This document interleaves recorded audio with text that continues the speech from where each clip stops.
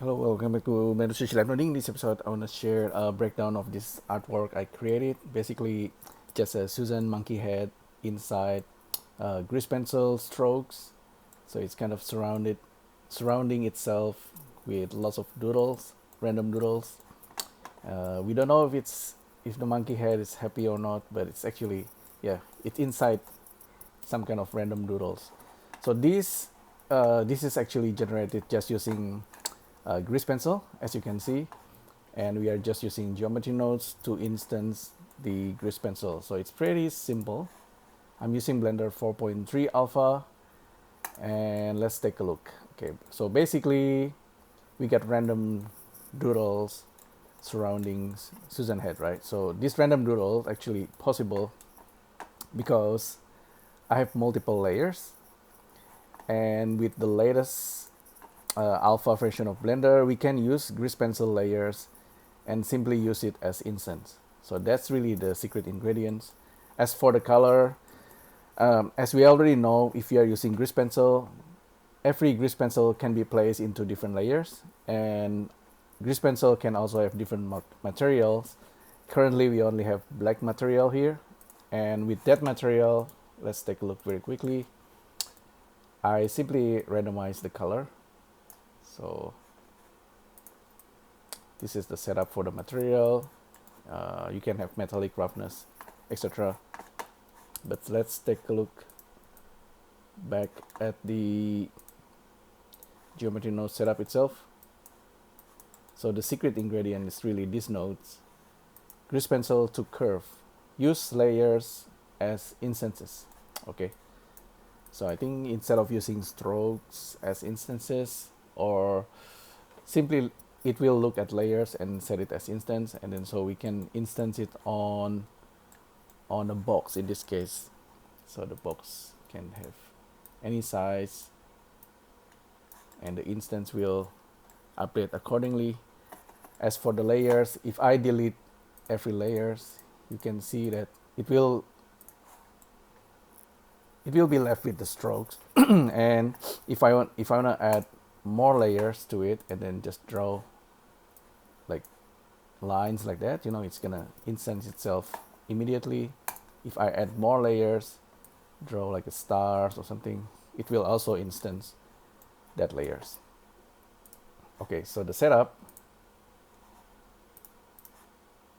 let's take a look. So geometry nodes takes the grease pencil and then convert the grease pencil layers into curves and then use it as instance. And then so we can use a cube, distribute points on faces. You can have more or less points on the face. You can randomize the position, of course, and then just simply pass the points, position, and rotations into instance on points. Make sure this pick instance is turned on, and then we have random index coming in, and then you can randomize the scale of the instance. And yeah, so we get some kind of instance curve. So you can further randomize the rotations. You can actually just skip this one, so it's up to you. This is just randomize the rotations further and set the curve radius. This is just to make it thicker or thinner. So if it's really thick, it's like the 90s.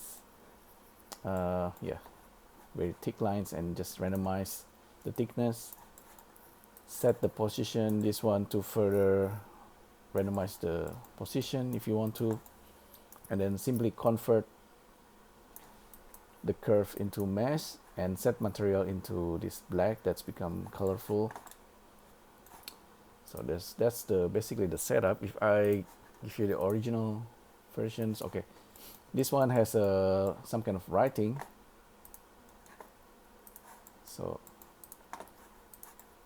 this is like a writing blend, like on every layers of the grease pencil, I write down blend, and then I use geometry nodes to turn this into this box with colorful text. Put Suzanne inside it. You can see the ray tracing is happening because I turned on the ray tracing for the Eevee. So this is real time. So we can zoom in into Suzanne. Let's turn on perspective so we can be inside the box. So it's almost like a Yayoi Kusama room, but instead of drawing dots, this is like just random scribbles of blend. And in order to make the writings always facing the normal of the surface, make sure you write the text on the top.